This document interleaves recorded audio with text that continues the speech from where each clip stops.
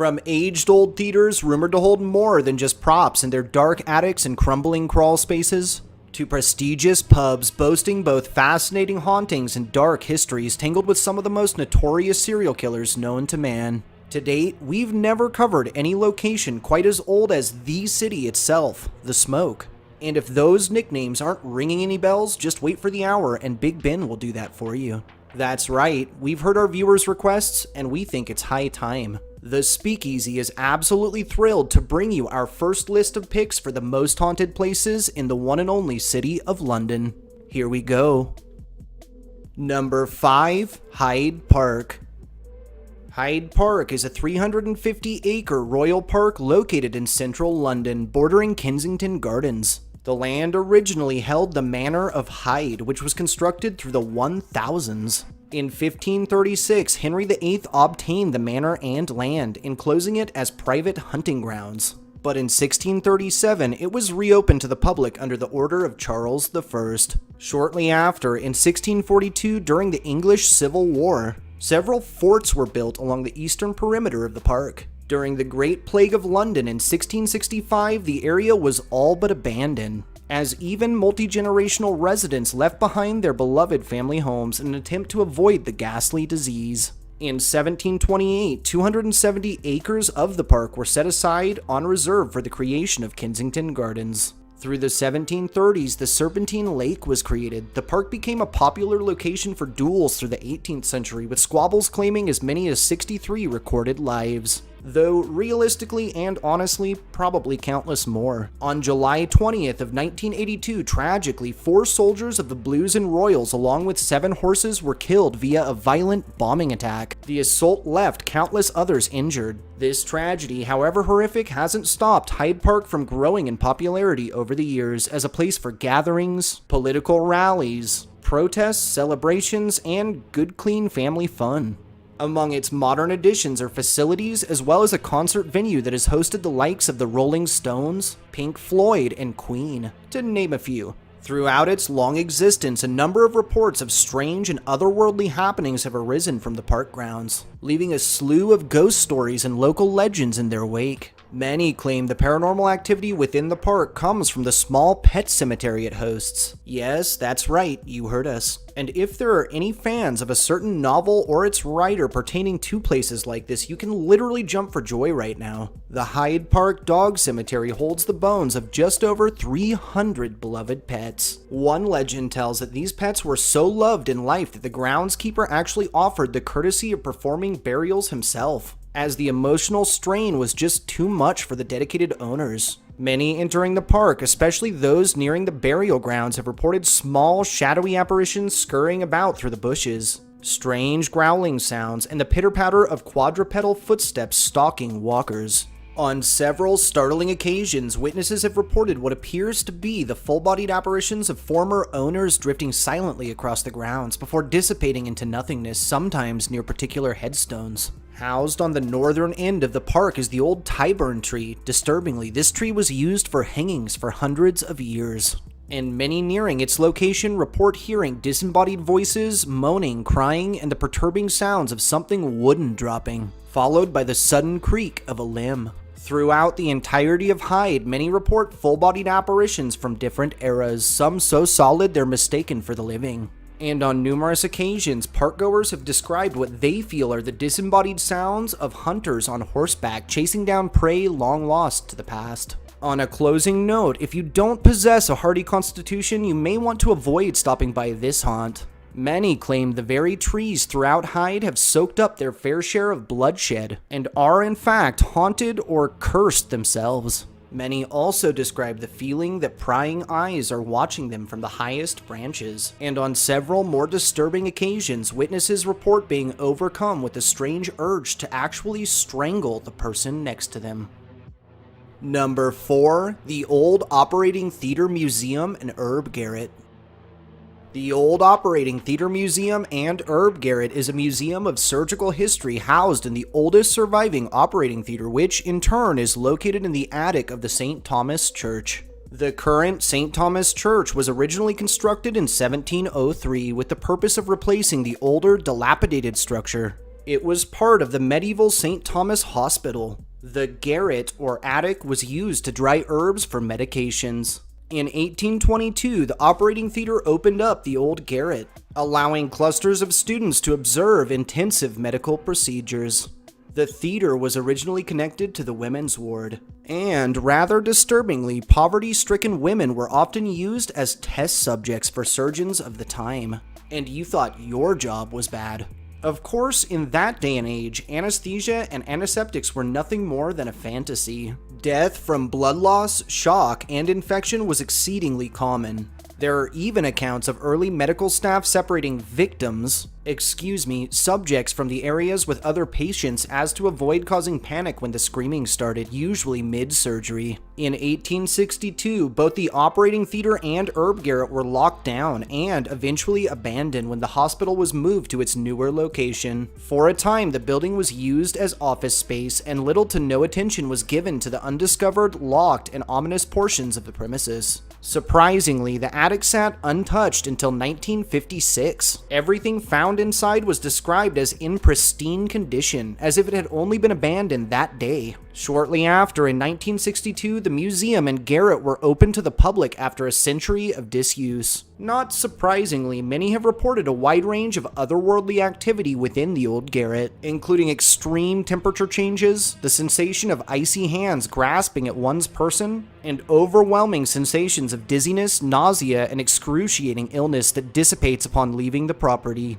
One of the more commonly cited full-bodied apparitions here is that of an elderly woman in a black dress and veil, usually seen within the operating theater. She's said to don a look of extreme sadness, distress, and in some cases, she can be heard crying or weeping just out of sight. Many have debated as to the origins of her identity, with some claiming she was lost to operation, others that she was used for more nefarious purposes, and others still that she was the one to lose someone she loved dearly on the table, leaving her restless soul to wander the old theater, searching for all eternity. Ironically, a woman in white has also been sighted across the property. Her identity is also a mystery, but she's said to appear with an ethereal glow to her white dress, and some report brings with her a wave of peaceful calm. Also reported, but not confined to one area in particular, are doors, drawers, and windows opening and closing on their own, pounding, scratching, and tapping heard emanating from the walls, and objects seen moving on their own, even displays found entirely rearranged.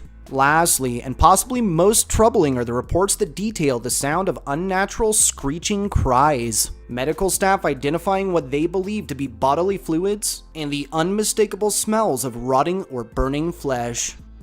Number 3. Ham House.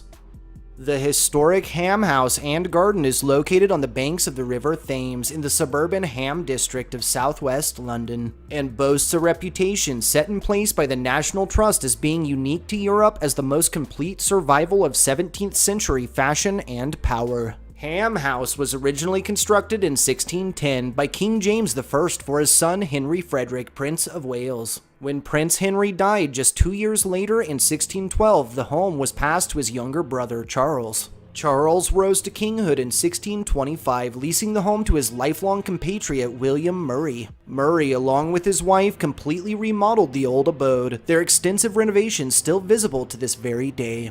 In 1642, the English Civil War erupted, with pressure mounting. William left to assist the royalist cause. His wife died in 1649, leaving the property to be sold by parliamentarians. The Murrays' eldest daughter, Elizabeth, repurchased the home in 1650. She and her husband, Sir Lionel Talmash, 3rd Baronet of Helmingham, lived in the old abode, having a total of 11 children, of which only 5 survived into adulthood. Lionel died in 1668, with many speculating that Elizabeth may have murdered him after she engaged in a relationship with John Maitland, 1st Duke of Lauderdale, very shortly after his passing. The suspicious duo duo was married in 1672, and though they claimed it was true love, many saw through their facade, easily recognizing their desperate attempts at climbing the social ladder. Elizabeth continued to alter and renovate the old home throughout the years up until her death in 1698. The property stayed in the Tolmish family hands for centuries with little altered or maintained. Finally, in 1948, Ham was passed to the National Trust, who promptly renovated and reopened the prestigious old building to the public just 2 years later in 1950. It remains open as a historic house and museum to this very day. Over its impressive existence, Ham has built quite a reputation for its supernatural happenings, and many investigations have been held on the premises. Collected evidence suggests the house may be holding a surprising and varying range of apparitions from many different eras.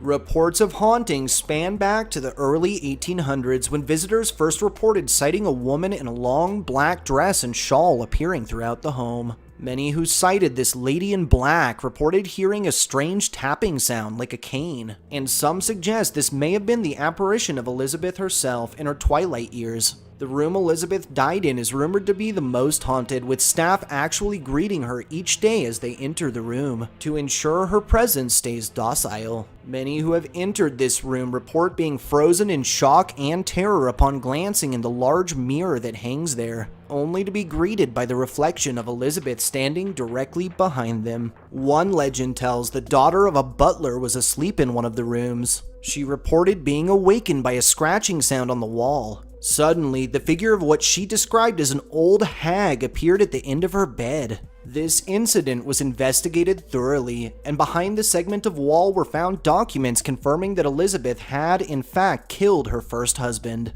This story has never been confirmed, however. Also reported across the property is the ghost of a servant named John McFarlane. It's said that John ended his own life by way of throwing himself from one of the upper windows after being rejected by a kitchen maid. His spirit is often sighted wandering the home and sometimes terrifyingly replaying his own death. The spirit of a man believed to be King Charles II has been sighted often wandering the grounds, smelling pleasantly of pipe tobacco. And the ghost of a woman believed to be Countess Charlotte Walpole is often spied waving from her former bedroom window. Lastly, and confined to no particular area, many entering Ham report sighting objects moving on their own, extreme temperature changes, specifically cold spots, the phantom smell of roses, and strange boot-like footprints found in the dust behind locked doors, boasting shadowy apparitions, inexplicable disembodied sounds, floating orbs of light, and even a small spectral black dog. This place truly takes the cake for the classic haunted house.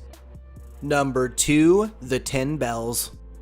The 10 Bells is a public house located on Commercial Street in the Spitalfield district on the East End of London, that's gained notoriety over the years for its association with two of the victims of the mysterious and insatiable serial killer and legend that is Jack the Ripper. These victims were Annie Chapman and Mary Kelly. The 10 Bells originally opened in 1752 as the 8 Bells Ale House by the Black Eagle Brewing Company, which was established much earlier in 1666. It originally stood only several meters away, but when Commercial Street cut through the area in 1851, the first building was torn down and rebuilt at its current location. The pub underwent several name changes over the years, but eventually returned to the classic, well, almost classic, as 10 Bells in accordance with the number of bells in the nearby church, and considering the 2 additional bells that had since been installed. If you're unfamiliar with the infamous Whitechapel slasher himself, Jack the Ripper was a title used to individualize an unidentified serial killer who was active through the late 1880s and early 1890s, primarily from 1888 to 1891, though many speculate he was operating much earlier and possibly later continuing his work in another country. At his peak of infamy, 2 of the Ripper's victims, Annie Chapman and Mary Kelly, are said to have visited 10 Bells shortly before meeting their gruesome fates. It's been documented that Kelly was a known prostitute and could often be found outside of the 10 Bells, fishing for wealthy customers. A number of reports also suggest that Jack the Ripper himself was a regular at the pub, which he treated as one of his many hunting grounds. In 1976, after a change in ownership, Ten Bells relinquished its historic name in favor of the Jack the Ripper, and underwent a transformation in which displays and items relating to the cases were set up around the bar. The name was changed back, however, when members of the women's liberation movement demanded that the murder of women should not be displayed and remembered for entertainment purposes. Though the building has undergone a number of renovations, repairs, and remodels over the years, much of its original appearance has been preserved, and the Ten Bells remains in its rightful business to this very day. With its ridiculously powerful history, it really should come as no shock that over the years a number of local legends and tales of terror have come pouring out of this ancient pub almost quicker than the drinks do, and many report a wide and surprising range of activity, including objects sighted moving on their own, even floating through mid-air, inexplicably strong gusts of wind inside when everything is closed up, and extreme temperature changes. The spirit of Annie Chapman herself is said to remain throughout the pub, and many report smelling her perfume, or sighting her full-bodied apparition at the bar, even mistaking her for some form of reenactor before watching her vanish into nothingness. Also reported throughout the old building are disembodied voices, footsteps, and the intense feeling of being watched or followed. Many entering the Ten Bells report a sort of eerie vibe or energy throughout the building, something not many can shake, and a number of guests report feeling sudden and inexplicable waves of panic, fear. Astoundingly, for years, staff and guests reported sighting the ghost of a man in clothing from the late 1800s, most often at night in the upstairs area, or wandering the halls. After collective cases of employees following him led to the same spot, a box was found containing the possessions of one George Roberts, a previous landlord through the 1900s. The box contained a wallet, personal effects, and newspaper clippings detailing George's murder. Many believe his spirit may be trying to communicate his killer's name with the living, or may just be hanging around the place he loved in life. But we may never truly know. In the 1990s, staff members were put up on the upper floors for a time. A number of these individuals reported waking on occasion to find George's spirit either standing at the foot of their beds, near windows, or actually getting into bed with them. Yikes. One medium called to investigate Ten Bells refused to enter one of the rooms on the upper floor. She claimed she could sense something horrible had happened there, involving the brutal death of a baby. The room was later searched, and an old blood-stained sack containing cut-up baby clothes was discovered. The clothing dated back to the 1800s. Lastly, if you plan on visiting this old pub, be careful. One man living at the Ten Bells in 2001 reported the sounds of footsteps and laughter outside his room. When he went to investigate, he was shoved down a nearby staircase by invisible hands, and was just barely able to recover before his fall may have led him to be the pub's next permanent resident. Number 1. The Tower of London.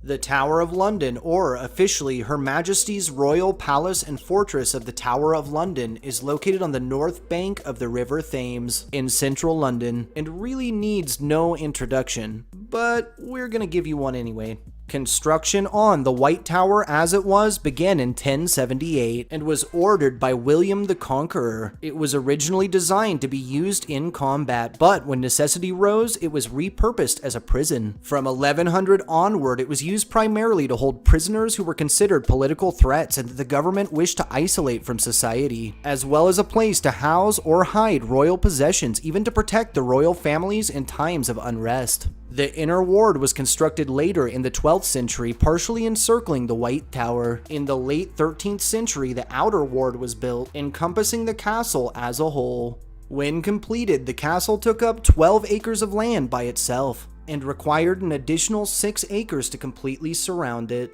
In 1483, following the death of King Edward IV, his young sons Edward V and brother Richard were imprisoned in the tower by their uncle, also Richard, who ended up taking the throne for himself.